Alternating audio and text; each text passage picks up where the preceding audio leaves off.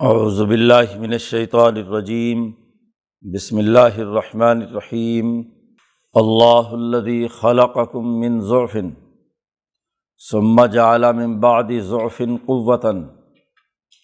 ثم جعل من بعد قوة ضعفا وشیبا یخلق ما یشاء وهو العلیم القدیر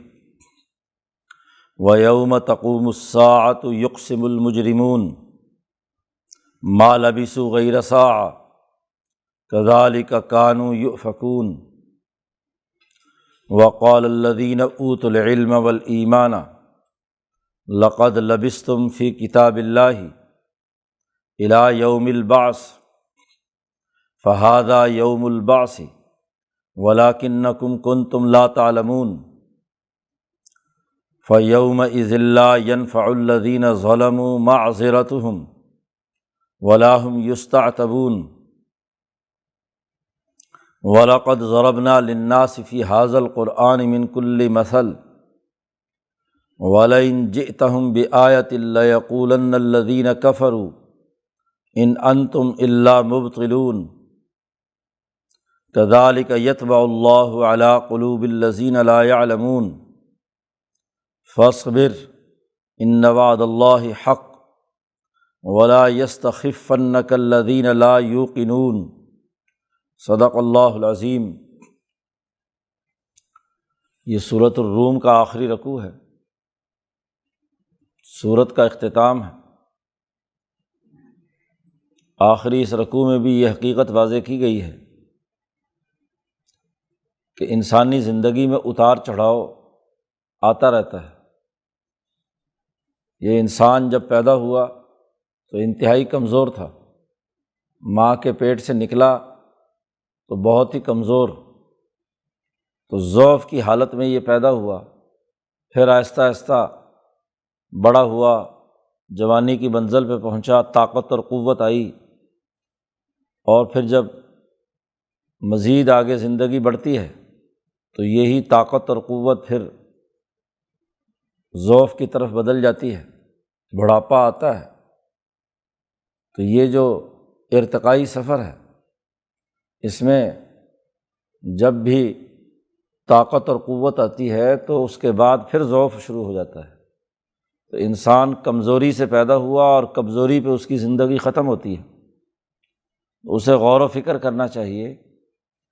کہ اللہ تبارک و تعالیٰ نے اس کا نظام ایسا ہی بنایا ہے، اس لیے دنیا میں تکبر، غرور اور ظلم و زیادتی یہ انسانی سوسائٹی کے لیے قطعی طور پر مناسب اور درست نہیں ہے۔ ریاستوں اور ملکوں کا بھی یہی حال ہے کہ پہلے وہ بہت کمزور ہوتی ہیں، پھر آہستہ آہستہ طاقتور بنتی ہیں، پھر ایک وقت آتا ہے کہ ان کا غلبہ ہو جاتا ہے، غالب آ جاتی ہیں، پھر اس غلبے کے بعد پھر کمزور پڑتی ہیں۔ تو قرآن پاک نے انسانی زندگی کی یہ حقیقت واضح کی ہے، اللہ الذی خلقکم، اللہ وہ ذات ہے جس نے تمہیں پیدا کیا کمزوری سے، کمزوری کی حالت میں تھے تم، ثم جعل من بعد ضعف، پھر کمزوری کے بعد تمہیں طاقت اور قوت عطا کی، جوانی عطا کی۔ اور جب جوانی انسان میں ہوتی ہے تو وہ دیوانی بن کر کردار ادا کرتی ہے، کبھی کچھ اور کبھی کچھ، ادھر بھی ادھر بھی، ہر جگہ شرارت کرنا اور طاقت اور قوت کا استعمال ظاہر کرنا، تو قوت اور طاقت اس کے بعد پیدا ہوتی ہے۔ ثم جعل من بعد قوة، پھر اس قوت کے بعد پھر کمزوری آنا شروع ہوتی ہے، 60 سال اور اس کے بعد کمزوری شروع ہو گئی، اور وشیبہ، اور بال سفید ہونے لگتے ہیں، بڑھاپا آ جاتا ہے۔ یخلق ما یشاء،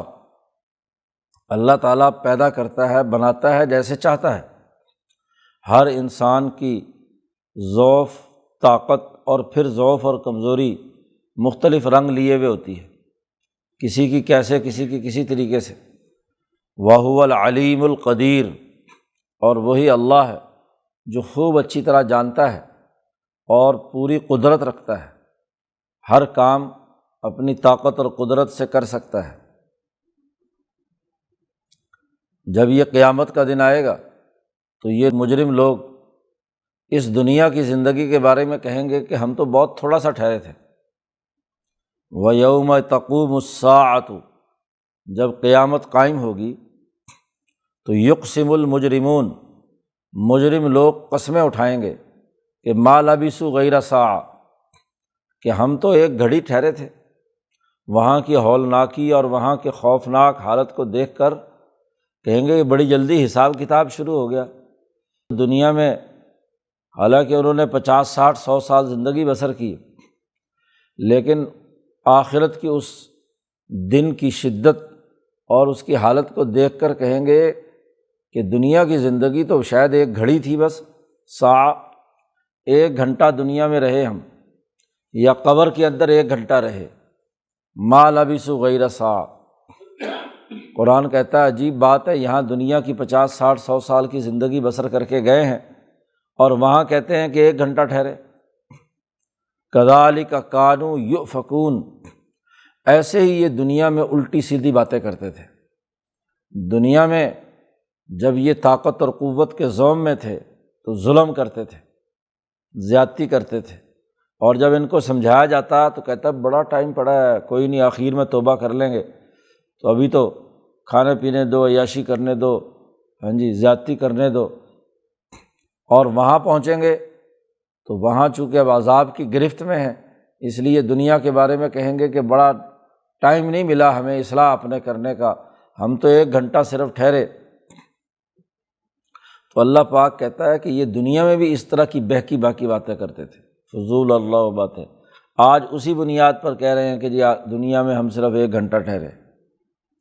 جبکہ ان کے مقابلے میں وقال الذین اوتوا العلم والایمان، وہ لوگ جن کو علم دیا گیا ہے، علوم نبوت، اور جو ایمان لائے ہیں، وہ کہیں گے ان کافروں سے لقد لبثتم فی کتاب اللہ الی یوم البعث، اللہ نے جو تقدیر ہر آدمی کی لکھی ہوئی ہے، قیامت کے دن، اٹھائے جانے کے دن تک جتنی بھی تمہاری زندگی مقرر کی تھی اللہ نے، اور وہ تقدیر کائنات کی بناتے وقت اللہ نے ہر انسان کی عمر اور اس کا جو ٹائم دنیا میں بسر کرنے کا ہے وہ تحریر کر دیا ہے۔ تو اللہ کی کتاب میں تمہارا جو وقت مقرر تھا اور وہ سالوں پر مشتمل ہے، گھنٹوں کی بات نہیں ہے۔ کوئی انسان دنیا میں گھنٹے کے لیے آتا ہے، بھلا 1 گھنٹے میں انسان آئے اور چلا جائے تو وہ تو کمزوری سے جوانی تک، اور جوانی سے پھر بڑھاپے تک کا یہ سارا دورانیہ کیسے پورا ہوا؟ تو قرآن حکیم نے کہا کہ وہ ایمان والے یہ کہیں گے کہ اللہ نے جو تمہاری عمر مقرر کی تھی وہ پوری کی پوری گزار کر آئے ہو، اور وہاں تمہیں بتلایا گیا تھا کہ ایک اٹھائے جانے والا دن آنا ہے۔ فہذا یوم البعث، یہ اب دوبارہ اٹھائے جانے کا دن ہے، ہوش کے ناخن لو اور بہکی باکی باتیں مت کرو۔ وَلَٰكِنَّكُمْ كُنتُمْ لَا تَعْلَمُونَ، لیکن تم پہلے بھی علم نہیں رکھتے تھے، پہلے بھی تم نے اپنا علم و شعور سلب کر لیا تھا، وہاں بھی تم سچی باتیں مانتے نہیں تھے، اور دنیا میں جب تمہارا یہی حال تھا تو آج بھی اپنی اسی لا علمی کی وجہ سے فضول اور لغو باتیں کرتے ہو۔ جو وقت مقرر ہے وہ ہر ایک انسان نے اس دنیا میں بسر کرنا ہے، یہ نہیں کہ اللہ میاں کافروں کو تو 1 گھنٹہ ٹھہرائے اور باقیوں کو لمبا وقت گزارے، اس کا تو ایک نظام ہے، طے شدہ طریقہ کار ہے۔ تو پہلی بات تو وہ یہ کہیں گے دنیا میں موقع ہی نہیں ملا ہمیں اپنی اصلاح کرنے کا، درست کرنے کا، کاش کہ ہمیں واپس جانے دیا جائے اور پھر ہم انشاءاللہ بڑے نیک ہو کر آئیں گے۔ اللہ پاک نے پیچھے دوسری جگہ پر فرمایا ہے کہ بالفرض ان کو واپس بھی بھیج دیا جائے تو تب بھی یہ ایمان لانے والے نہیں ہیں۔ اور دوسری شکل یہ ہوتی ہے کہ اب احتساب کا وقت ہے تو ان ظالموں کو وہاں کسی وجہ سے بخش دیا جائے، معاف کر دیا جائے، تو ایسا بھی نہیں ہوگا۔ فَيَوْمَئِذٍ، وہ دن ایسا ہوگا عذاب کا یا انقلاب کا کہ لا ينفع الذین ظلموا معذرتہم، ظالموں کو ان کی معذرت بھی فائدہ نہیں دے گی۔ وہ وہاں اللہ میاں سے معافی مانگنے کی کوشش کریں، وہاں معذرت کرنے کی کوشش کریں تو یہ معذرت بھی انہیں کوئی فائدہ، کیونکہ دارالعمل ختم ہو چکا، وہ تو دنیا میں تھا، دنیا میں تو یہ ہوا کے گھوڑے پر سوار تھے جی، تکبر اور غرور کی حالت میں تھے، وہاں تو کسی کی بات سننے کے لیے تیار نہیں تھے، گھمنڈ میں مبتلا تھے، اور اب اگر یہ معذرت بھی کریں تو یہ معذرت بھی ان کو کوئی نفع نہیں دے گی۔ وَلَا هُمْ يُسْتَعْتَبُونَ، اور اگر یہ اللہ کو منانے کی کوشش کریں کہ جی ہمیں اب کچھ نہ کہو، تو ایسا بھی نہیں ہو سکتا، ہاں جی، ان کے لیے یہ بھی نہیں ہوگا۔ بات دراصل یہ ہے کہ اس دنیا میں ہم نے قرآن حکیم نازل کر کے بار بار ان کو سمجھایا ہے، سورت ختم ہو رہی ہے اور وضاحت کی جا رہی ہے کہ ان ظالموں کو ظلم سے روکنے کے لیے 13 سال ہو گئے مکہ مکرمہ میں نبی اکرم صلی اللہ علیہ وسلم کو دعوت دیتے ہوئے، اور مختلف انداز اور اسلوب سے ان کے سامنے مثالیں دے کر ہم نے قرآن سمجھایا ہے۔ وَلَقَدْ ضَرَبْنَا لِلنَّاسِ فِي هَذَا الْقُرْآنِ مِنْ كُلِّ مَثَلٍ، ہم نے ان انسانوں کے لیے اس قرآن میں ہر طرح کی مثال دے کر بات سمجھائی ہے، ہاں جی، کاشتکاری کے نقطہ نظر سے بھی، تجارت کے نقطہ نظر سے بھی، ہاں جی، دستکاری کے نقطہ نظر سے بھی، گرد و پیش کے انعامات الہیہ کے تناظر میں بھی، ہاں جی، پچھلی قوموں کی ہاں جی حالت اور تاریخ بیان کر کے بھی کہ کس طرح وہ مصیبتوں میں اور عذاب میں مبتلا ہوئے، اور آخرت کے عذاب سے، ہر طرح سے ہم نے ان کو بات سمجھائی۔ لیکن ان کا معاملہ کیا ہے کہ وَلَئِن جِئْتَهُم بِآیَةٍ، جب بھی اے محمد صلی اللہ علیہ وسلم آپ ان کے سامنے کوئی آیت لے کر آتے ہیں، کوئی اللہ کا حکم سناتے ہیں، تو لَيَقُولَنَّ الَّذِينَ كَفَرُوا، تو یہ کافر لوگ ضرور یہ بات کہتے ہیں کہ ان انتم الا مبتلون، مسلمان جماعت کو، نبی اکرم صلی اللہ علیہ وسلم کو کہتے ہیں تم باطل باتیں کرتے ہو، تم باطل ہو،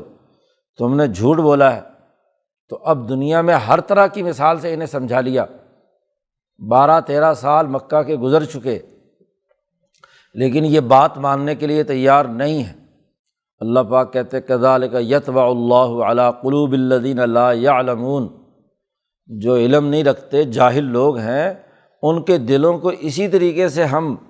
مہر لگا دیتے ہیں۔ خرابی جب ان کے دلوں میں پیدا ہوتی ہے تو اللہ پاک مہر لگا دیتا ہے، اولئک الذین طبع اللہ علی قلوبہم، ان کے دلوں پہ اللہ نے مہر لگا دی۔ تو یہاں بھی یطبع اللہ علی قلوب الذین لا یعلمون۔ علم بڑی اچھی دولت ہے، علم سے ہی کیا ہے ترقی ہوتی ہے۔ اہل علم اور اہل ایمان تو وہاں یہ کہیں گے کہ بھائی جتنا وقت مقرر تھا ہر آدمی اس کے مطابق زندگی بسر کر کے آیا ہے، اور جاہل لوگ جو ادھر ادھر بہکتے پھرتے ہیں، کبھی ادھر کی رائے بنائی کبھی ادھر کی بنائی، دنیا میں کچھ اور کہا، وہاں جا کر کہا کہ ہم تو صرف 1 گھنٹہ ٹھہرے۔ تو جاہل آدمی ہمیشہ غلط بیانی سے کام لیتا ہے، اور جب جہالت کی تہیں چڑھ جائیں، اب دیکھو جب بھی آیت آئی تو نہیں مانا، یعنی علم کا انکار کیا، شعور سلب ہو گیا۔ اب مسلسل ایک آدمی علم کو قبول کرنے سے انکار کرے تو ایک مرحلہ وہاں وہ آتا ہے کہ جب اس کی جہالت پر پکی مہر ثابت ہو جاتی ہے۔ ایک طالب علم کسی کالج یونیورسٹی میں پڑھتا رہا اور 4 سال کے بعد بھی ہاں جی اس کے پلے کچھ نہیں ہے، تو فیل کی مہر لگے گی نا، وہاں پاس کی مہر تھوڑی لگے گی، ہاں جی۔ اور جب فیل کی مہر لگ جائے کہ اس کے اندر یہ صلاحیت ہی نہیں ہے بات سمجھنے کی، تو جتنا مرضی سمجھا لو بات اب سمجھ میں آنے والی نہیں۔ جس نے 4 سال کا وقت ضائع کر دیا ادھر ادھر، ہاں جی، تو اس بیچارے کو اس علم و فن کے بارے میں تو کچھ پتہ نہیں ہے، وہ ادھر ادھر کی باتیں بیان کرے گا۔ لیکن جس نے ان تمام علوم کو علمی طور پر پڑھا، سمجھا اور اس کی عملی مہارت حاصل کی، پریکٹیکل کیا، تو اس کو کیا ہے، وہ اہل علم کہیں گے کہ بھئی ان 4 سالوں میں ہم نے فلاں فلاں فلاں فلاں فلاں ہاں جی بڑا ہی ہم نے سیکھا ہے۔ اور جو نالائق طالب علم ہے وہ کہے گا جو ہو ٹائم ہی نہیں ملا جی مجھے تو پڑھنے کا، مجھے ٹائم ملتا تو میں تو بس پتہ نہیں کیا کر دیتا، کتنی ہاں جی ڈگری لے لیتا۔ تو جو نکھٹو ہیں وہ یہی بات کہیں گے کہ جی وقت نہیں ملا جی پڑھنے کا، یہ تو بڑا تھوڑا سا وقت تھا، حالانکہ 4 سال ملے لیکن کوئی کام نہیں۔ تو اسی طرح یہ لوگ جو ہے ان کو بات ہاں جی اتنا مدت وقت مقررہ کے ساتھ ان کو کیا ہے تعلیم دی گئی، آیات ان پر نازل ہوئیں، لیکن جب یہ انکار کرتے رہے تو اللہ نے مہر لگا دی۔ اب سورت ختم ہو رہی ہے اور سورت کے شروع میں اللہ نے وعدہ کیا تھا کہ ضرور یہ غلبہ دین کو ہوگا، مسلمان خوش ہوں گے بنصر اللہ، اللہ کی مدد سے۔ اور اللہ نے کہا تھا یہ وعد اللہ، یہ اللہ کا وعدہ ہے اور اللہ اپنے وعدے کی خلاف ورزی نہیں کرتا، یہ انقلاب آ کر رہے گا، دین غالب ہوگا۔ اب نبی اکرم صلی اللہ علیہ وسلم سے کہا جا رہا ہے کہ فاصبر، آپ ڈٹے رہیے، صبر و استقامت سے کام کرتے رہیے۔ یہ مخالفت کرتے ہیں، جھوٹے الزام لگاتے ہیں، مذاق اڑاتے ہیں، اس کی پرواہ مت کیجیے، فاصبر، صبر کیجیے، ڈٹ جائیے اپنے اس فکر و عمل پر۔ ان وعد اللہ حق، اللہ کا وعدہ بالکل برحق ہے، سچ ہے، ضرور ہو کر رہے گا، آپ ہی کو غلبہ نصیب ہوگا۔ ولا یستخفنک الذین لا یوقنون، بڑی اہم بات فرمائی کہ آپ کو یہ لوگ جو یقین نہیں رکھتے، یہ جو شک کی کیفیت میں خود مبتلا ہیں، یہ آپ کو ہلکا نہ بنا دیں، جی آپ کو اپنے اصل موقف سے ڈگمگا نہ دے۔ ہوتا یہ ہے کہ ایک آدمی صحیح علم پر، صحیح شعور پر صحیح کردار ادا کرتا ہے، لیکن کچھ جاہل اکٹھے ہو جائیں اور وہ ادھر ادھر کا جھوٹا پروپیگنڈا شروع کر دے، باتیں بنانا شروع کر دیں، تو بسا اوقات آدمی کہتا ہے کہ یار اتنے لوگ باتیں کر رہے ہیں تو ہمارا موقف کہیں غلط تو نہیں ہے۔ تو اللہ پاک نے کہا کہ نہیں، لا یستخف، آپ کو اکھاڑ نہ دیں اپنے موقف سے یہ لوگ جو یقین نہیں رکھتے۔ بات تو ان لوگوں کی قبول کی جاتی ہے جنہیں علم بھی ہے اور علم پر یقین بھی ہے۔ جی ایک آدمی نے علم حاصل کیا کسی بھی شعبے کا اور اس علم کے قوانین اور ضابطوں پر اسے پختہ یقین ہے تو وہ بات صحیح کرے گا، اور جسے اپنے ہی علم پر شک ہے کہ پتہ نہیں کیا ہے کیا نہیں، جو کچھ میں نے پڑھا ہے وہ صحیح بھی ہے یا نہیں، تو آدمی کو اپنی مہارت اور اپنے علم پر خود شک ہو تو وہ دوسروں کو بھی کیا ہے مشکوک بنانے کی کوشش کرتا ہے۔ اس لیے اللہ نے کہا نبی اکرم صلی اللہ علیہ وسلم اور جماعت سے کہ دیکھو یہ آپ کو ہلکا نہ بنا دیں، آپ کو اپنے موقف سے نہ اکھاڑ دیں، آپ کو اپنے موقف سے، اپنی استقامت سے، الذین لا یوقنون، جو یقین نہیں رکھتے۔ اس لیے آپ صبر و استقامت کے ساتھ ڈٹے رہیے، اللہ کا وعدہ سچا ہے اور ضرور دین غالب ہو کر رہے گا، اس کے علاوہ اور کوئی راستہ نہیں ہے۔ اللہ تعالیٰ قرآن حکیم کو سمجھنے اور اس پر عمل کرنے کی توفیق عطا فرمائے۔ اللہ